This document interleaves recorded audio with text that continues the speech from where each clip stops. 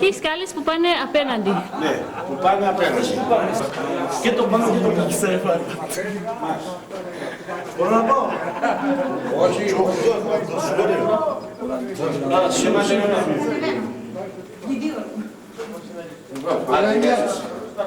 Από εδώ ανεβήκαμε και κατεβαίνουμε.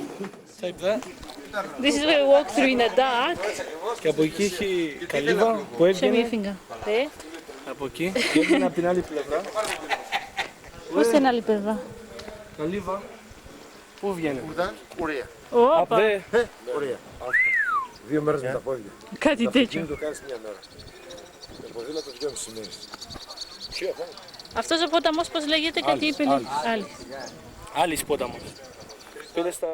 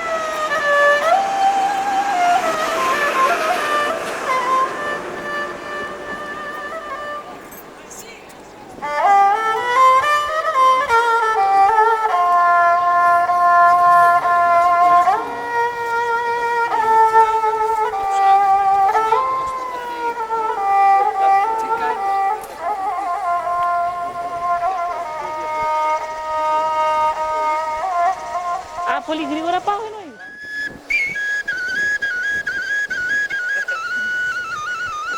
Λοιπόν, θυμίζει κάτι ταινίες που έχουν τραβήξει με εκείνο και το τσαντάκι εκεί πέρα. Έτσι. Ξύτο. Και γύρισε το Στέφανο. Και ρίξα.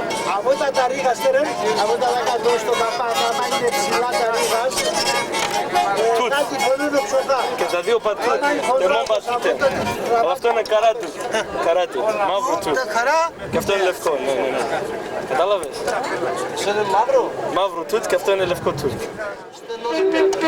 Από το χάντα, κοιτάρ. Από εκεί είναι πέτρος, από την μία εκεί. Έχει, ναι. Αυτό να είναι δικαλό χαμηλό. Άλλο από το άλλο ζήτημα είναι. Fazla ses çıkarıyor yalnız bunların olduğu yerde sayıyor. Ama bizimki Στέφανε, Ναι.